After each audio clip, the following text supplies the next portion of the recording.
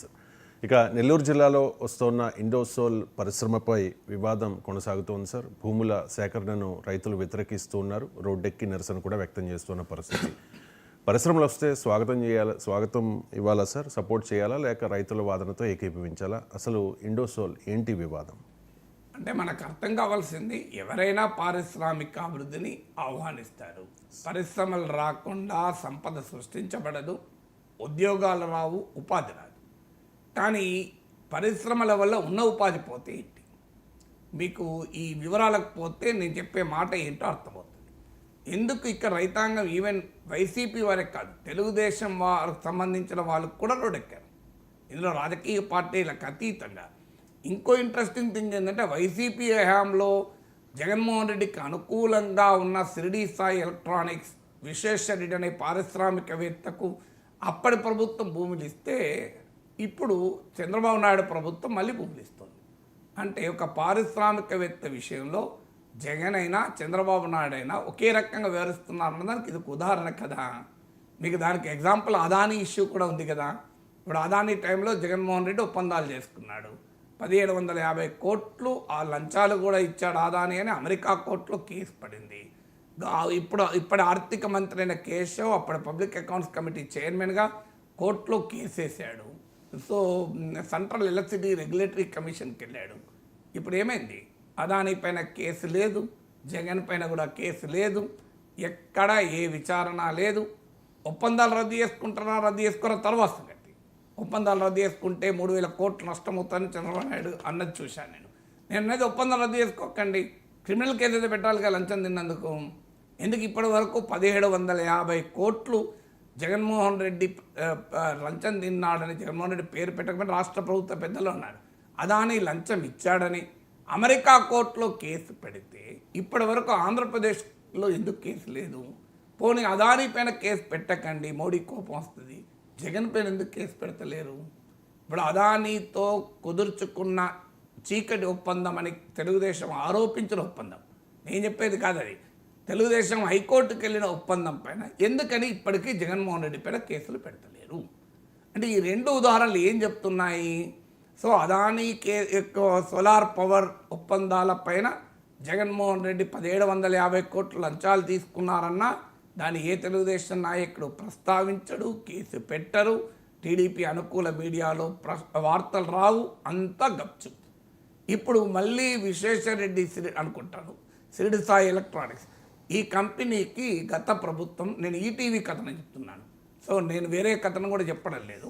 మీకు ఇంట్రెస్టింగ్ ఏంటంటే, దీనిపైన జగన్ వ్యతిరేక మీడియా, అట్లీస్ట్ తెలుగుదేశం అనుకూల మీడియా అనకపోయినా TV5 ఈటీవీలో కథనాలు వచ్చాయి. మీరు గూగుల్లో యూట్యూబ్లో కొట్టండి వస్తుంది. ఈటీవీ కథనము చెప్తున్నాను నేను. నిన్న నైట్ వచ్చిన కథనం చెప్తున్నాను. సో జగన్మోహన్ రెడ్డి ప్రభుత్వము ఈటీవీ కథనంలో చెప్పాను, ఇవాళ కూడా ఈటీవీ యూట్యూబ్ ఛానల్లో ఉంది, మీరు చూడండి. ఏముంది? గత వైకాపా ప్రభుత్వము తమ జగన్మోహన్ రెడ్డి అనుకూల పారిశ్రామికవేత్త అయిన విశ్వేశ్వరరెడ్డికి చెందిన షిరిడి సాయి ఎలక్ట్రానిక్స్కు రామాయంపేట కావలి మధ్య సోలార్ ప్యానల్స్ పరిశ్రమ కొరకు భూములు కేటాయించింది.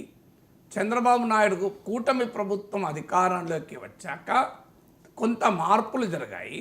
ఆ భూముల్ని BPCLకు కేటాయించారు. దానితో ఇండోసోల్ పరిశ్రమకు ఉలవపాడు మండలం, నెల్లూరు జిల్లా, పొట్టి శ్రీరాములు నెల్లూరు జిల్లా ఉలవపాడు మండలంలోని కరేడు గ్రామం వద్ద 8,348 ఎకరాలని కూటమి ప్రభుత్వం కేటాయించింది. ఎందుకంటే రామాయంపేట పోర్టుకు దగ్గరగా ఉంటుందని ఉద్దేశంతో ఈ రామాయంపేట కావలి మధ్య జగన్ ప్రభుత్వం ఇచ్చిన భూములకు బదులుగా ఈ భూములు ఇస్తున్నారు. అంటే దీని ఆన్సర్ ఏంటి? జగన్ అనుకూల పారిశ్రామికవేత్తకు చంద్రబాబు నాయుడు ఎందుకు భూములు ఇస్తున్నాడు? పొలిటికల్ పాయింట్ అయితే ఆన్సర్ ఉండాలి కదా. అంటే పారిశ్రామికవేత్త జగన్ ఉంటే జగన్, చంద్రబాబు ఉంటే చంద్రబాబులను ప్రభుత్వాలు మేనేజ్ చేయగలుగుతున్నారా అనే క్వశ్చన్ వస్తుంది కదా. మరి జగన్మోహన్ రెడ్డి ప్రభుత్వం ఇచ్చిన భూముల్ని మళ్ళీ చంద్రబాబు నాయుడు ప్రభుత్వం అదే పరిశ్రమకు ఎందుకు ఇస్తున్నారు అనేది పొలిటికల్ పాయింట్. అంటే అదానీ నుంచి షిరిడి సాయి ఎలక్ట్రానిక్స్ వరకు, అదానీ నుంచి విశ్వేశ్వరరెడ్డి వరకు ట్రెండ్ ఏంటి?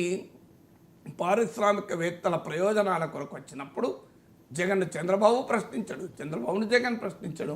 అందుకే మీకు జగన్మోహన్ రెడ్డి మామిడి రైతుల దగ్గరికి వెళ్ళాడు, పొగాకు రైతుల దగ్గరికి వెళ్ళాడు, మిర్చి రైతుల దగ్గరికి వెళ్ళాడు. ఉలవపాడు రైతుల దగ్గరికి ఇప్పటి వరకు వెళ్ళలేదు. మరి వెళ్తాడో చూడాలి. ఎందుకు వెళ్ళడు? మరి ఎందుకు ఈ భూములను రద్దు చేయమని జగన్ డిమాండ్ చేయాలి కదా. సో మీకు షిరిడి సాయి ఎలక్ట్రానిక్స్కి చేస్తున్న భూ కేటాయింపుల అన్యాయం, వీటిని రద్దు చేయండి అని జగన్మోహన్ రెడ్డి అన్నట్టయితే నేను చూడాలి ఎక్కడ. మరి ఎందుకు అన్నాడు అంటే ఇది ఒక పొలిటికల్ పాయింట్. ఇక మీరన్న సమస్య ఏంటనేది, ఇది మీకు సింగరాయకొండ కందుకూరు ప్రాంతంలో వస్తుంది. ఇది ఒకప్పుడు ప్రకాశం జిల్లా, ఇప్పుడు నెల్లూరు జిల్లా, ఉలవపాడు మండలం. మీకు ఉలవపాడు మామిడి తోటలు చాలా ఫేమస్. దంగనపల్లి మామిడి పండ్లు ఉలవపాడు మామిడి తోటలకు రారాజు అని పిలుస్తారు. మీకు ఆ ఉలవపాడు మండలంలో కరేడు అనే గ్రామం, సుమారు 18,000 జనాభా ఉంటుంది. చుట్టూ హామ్లెట్స్ ఉంటాయి. నాకు 16 హామ్లెట్లు ఉన్నట్టు గుర్తు, బట్ ఏమే కొద్దిగా అటు ఇటు ఉండొచ్చు. ఇందులో 3 హామ్లెట్స్లో పూర్తిగా మత్స్యకారులు ఉంటారు. నేను ఎందుకంటే సింగరాయకొండ 2 సార్లు వెళ్ళాను, కందుకూరు 2 సార్లు వెళ్ళాను కనుక ఆ ప్రాంతం కూడా తెలుసు నాకు కొద్దిగా. మీరు ఈ ప్రాంతంలో ఒక 10 గ్రామాల్లో గిరిజనులు కూడా ఉంటారు అనుకుంటా నాకు తెలిసినంతవరకు. సో అందువల్ల బట్ ఈ మత్స్యకారులు అయితే గణనీయంగా ఉంటారు. సో ఇక్కడ 16,000 ఎకరాలు ఉంటే 8,348 ఏకర్స్ కేటాయిస్తున్నారు. ఇందులో ఈ హామ్లెట్లు మొత్తం ఇళ్లతో సహా లేపిస్తున్నారు, ఇళ్లతో సహా. ఇక కరేడు గ్రామం మాత్రమే మిగులుతుంది. ఆ కరేడు గ్రామంలో ఉండే రైతుల పొలాలు కూడా ఎగిరిపోతాయి. అంటే వాళ్ళ ఇల్లుంటే పొలం ఉండదు. సో ఈ స్థాయిలో 8,348 ఏకర్స్ మామూలు కాదు కదా. ఒక పరిశ్రమకు 8,348 ఎకరాలు ఇవ్వడం అవసరమా అనేది ఒక క్వశ్చన్. ఇస్తే మరి ఈ భూమి ప్రత్యేకత ఏంటి? ఈ భూమిలో 20 ఫీట్లు తవ్వితే వాటర్ వస్తుంది. అంత శ్రేష్టమైన హైలీ వాటర్ ఉన్న వెట్ ఏరియాస్. దేశవ్యాప్తంగా అంతర్జాతీయంగా కూడా వెట్లాండ్ ప్రొటెక్షన్ కోసం చట్టాలు ఉన్నాయి, కన్వెన్షన్స్ ఉన్నాయి. ఎందుకంటే భూమి పైన వెట్లాండ్స్ని ప్రొటెక్ట్ చేయాలి. ఎందుకంటే వాటర్ సెక్యూరిటీ, ఫుడ్ సెక్యూరిటీ అనేది దేశానికి చాలా కీలకమని.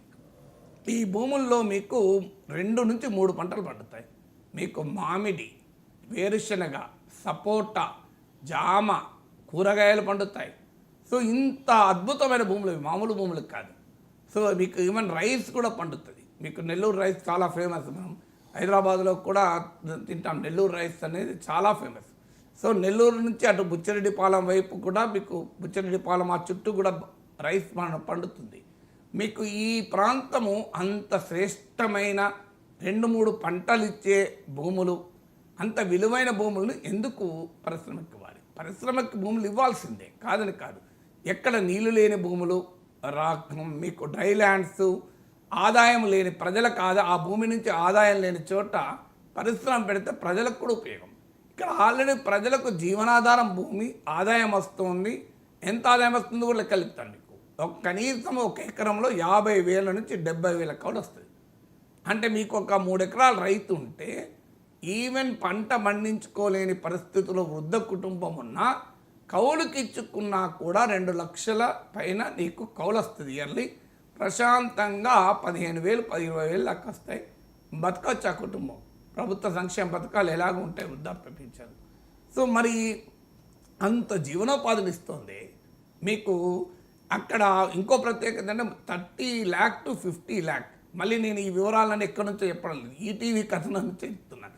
ఎందుకంటే మళ్ళీ వెంటనే గడ్డి తింటున్నావా అనే ప్రమాదం ఉంది కనుక నేను అది కూడా చెప్తున్నాను. ఈటీవీ కథనం ఆధారంగా ఉన్న వివరాలే చెప్తున్నా, నేను సొంత వివరాలు చెప్తలేను. అఫ్కోర్స్ కొంత సమాచారం నేను కూడా సేకరించాను, దాన్ని కూడా కలుపుతున్నాను. కానీ ఇప్పుడు చెప్తున్న వివరాలని ఈటీవీ వివరాలే. మీకు 30 to 50 lakh అక్కడ ల్యాండ్ రేటు, మార్కెట్ రేటు. ఇప్పుడు official rate 6 lakh to 7 lakh ఉంది. మీకు ల్యాండ్ అక్విజిషన్ యాక్ట్ ప్రకారం కూడా 2 to 3 times మీరు అఫీషియల్ రేట్ కన్నా ఎక్కువ ఇచ్చినా 15 లక్షలు 20 లక్షలు మించి రాదు. ఆ మార్కెట్లో ఇప్పుడు క్రయ విక్రయాలు, అగ్రికల్చరల్ ఎకానమీగా క్రయ విక్రయాలు ఉన్నప్పుడే 30 lakh to 50 lakh మీకు రేట్ పలుకుతుంటే అంతకన్నా తక్కువకు భూమి ఇచ్చి తమ జీవనోపాధి వదులుకోమంటే వస్తారా? ఇప్పుడు కృష్ణపట్నం వద్ద భూములు ఇప్పటికీ ఇంకా నిరుపయోగంగా ఉన్నాయి. రాష్ట్రంలో కొన్ని వేల ఎకరాలు ప్రభుత్వం సేకరించి నిరుపయోగంగా ఉన్న భూములు ఉన్నాయి. మరి ఇక్కడే ఎందుకు కావాలి? అఫ్కోర్స్ సముద్ర తీరము, మీకు రామాయంపేట పోర్ట్ వస్తుంది, పోర్టుకు దగ్గరలో పరిశ్రమలు వస్తే ఉపయోగం అనే ఫ్యాక్టర్ని కాదంటలేదు. కానీ అదొక్క ఫ్యాక్టర్ కొరకు పంటలు పండే భూముల్ని పరిశ్రమలకు ఇస్తే పంటలు ఎవరు పండించాలి? ఆహారం ఎక్కడికి వెళ్ళి దొరుకుతుంది? రైతుల జీవనాధారాన్ని దెబ్బ కొడితే ఏమొస్తుంది? దాంతోపాటు మత్స్యకారుల జీవనాధారం కూడా దెబ్బతింటుంది. మీకు సిమిలర్ ఎగ్జాంపుల్ విశాఖలో నేనే పర్సనల్ చూసాను. అచ్యుతాపురం ఇండస్ట్రియల్ ఏరియాలో పుడిమడకాల గ్రామం ఉంది, మత్స్యకారుల గ్రామం. సో అక్కడ ఒక 10,000 మంది మత్స్యకారులు జీవనోపాధిని పొందుతూ ఉంటారు. సో ఇక్కడ పరిశ్రమకు భూమి ఇస్తే ఆ వ్యర్థ పదార్థాలు సముద్రంలో కలవడం ద్వారా మత్స్య సంపదకు దెబ్బ తగిలి మత్స్యకారులు ఆడ ఉపాధి కోల్పోయారు. ఇక్కడ వచ్చిన ఉపాధి ఎంత? ఆడ 10,000 మందికి ఉపాధి కోల్పోతే ఇది ఫ్యూ హండ్రెడ్కి ఇచ్చారు. అది కూడా 6,000, 7,000, 12 గంటలు పని చేయించుకుంటే 6,000 నుంచి 8,000 జీతాలు ఇచ్చారు. సో ఈ స్థాయిలో ఇది ఎక్స్ప్లాయిటేషన్ కాదా? ఇక్కడ కూడా మీరు గమనించండి, ఈవెన్ ఆక్వాకు కూడా అనుకూలమైన ప్రాంతం ఇది. ఇప్పుడు కనీసం ఒక 25,000 మంది ప్రజలు, కరేడు గ్రామము దాని చుట్టూ ఉన్న హ్యామ్లెట్స్లో 25,000 మంది ఈ భూముల పైన ఆధారపడి బతుకుతున్నారు. ఇప్పుడు ఎంత తెలుసా ఈ పరిశ్రమ ఇచ్చే ఎంప్లాయ్మెంట్? తొలి దశలో 800 అకార్డింగ్ టు ఈటీవీ కథనం. సో టోటల్గా ఒక 1000 మంది, 1,500 మంది. మరి ఈ 25,000 మంది జీవనోపాధిని ధ్వంసం చేసి 800 మందికో 1000 మందికో ఉద్యోగాలు ఇస్తే అదేం అభివృద్ధి, అదేం సంపద సృష్టి? నాకు నిజంగా అర్థమే కాని అంశం. అదెక్కడ ఉపాధి కల్పన? ఈ విషయంలో మళ్ళీ జగన్ ప్రభుత్వం, చంద్రబాబు నాయుడు ప్రభుత్వ వైఖరిలో ఎందుకు మార్పు ఉండదు? ఒకే రకమైన వైఖరి ఎందుకు ఉంటుంది? అందుకే మీరు అక్కడ వ్యతిరేకించే వాళ్ళు అన్ని పార్టీల వాళ్ళు ఉన్నారు. మీరు అడగండి, ఈవెన్ తెలుగుదేశానికి చెందిన రైతులు కూడా వ్యతిరేకిస్తున్నారు. సో చంద్రబాబు నాయుడు ప్రభుత్వానికి ఒక పెద్ద హెడేక్గా మారబోతుంది ఇష్యూ. మీకు అడుగుతున్నారు ప్రజలు, ఏంటిది, ఇది అన్యాయం కదా, మా జీవనోపాధిని ఎలా కొడతారని. అందువల్ల ఖచ్చితంగా ఇలాంటి విధానాల్ని సమీక్షించుకోవాలి. కూటమి ప్రభుత్వం కూడా ఈ విధానాల్ని సమీక్షించుకోవాలి. ఇది కూడా నేను చెప్పేది కాదు. మళ్ళీ ఈటీవీ, TV5 కథనాలు చూడండి, మీకు అర్థమవుతుంది. అందులోనే వస్తున్నాయి కథనాలు, వేరే కథనాలు కూడా కాదు. మీకు ఈనాడు, ఆంధ్రజ్యోతిలోనే కథనాలు వస్తున్నాయి. మరి ఎందుకు, రీజన్ ఏంటి అనేది క్వశ్చనబులే కదా. ఇక దీనికి గత ప్రభుత్వం ఇచ్చినప్పుడు పావులా కోడికి 30 మసాలా అని చెప్పి హెడ్లైన్లు పెట్టి రాశారు. సో భారీగా రాయితీలు ఇస్తున్నారు, అది వేరే సబ్జెక్టు. మళ్ళీ నేను ఆ జోలికి వెళ్ళడం లేదు. సో రాయితీలు ఎంత ఇస్తున్నారు, పావుల కోడికి 30 మసాలా ఇస్తున్నారా లేదా అని మళ్ళీ విచిత్రం ఏంటంటే అప్పుడు జగన్ వ్యతిరేకంగా వార్తలు వచ్చాయి. ఇప్పుడు మరి ఏం మాట్లాడతలేదు. అంటే ఎక్కడికి పోతున్నాం మనము? అంటే when it comes to interest of the industrialist, business men, పార్టీలు వేరైనా విధానాలు ఒకటే. When it comes to common farmers, అధికారం ఉన్నప్పుడు ఒక వైఖరి, ప్రతిపక్షం ఉన్నప్పుడు ఇంకో వైఖరి. సో ఇది ఎట్లా కరెక్టు? ఎవరు అధికారం ఉన్నారని మాలాంటి వాళ్ళకి సంబంధం లేదు.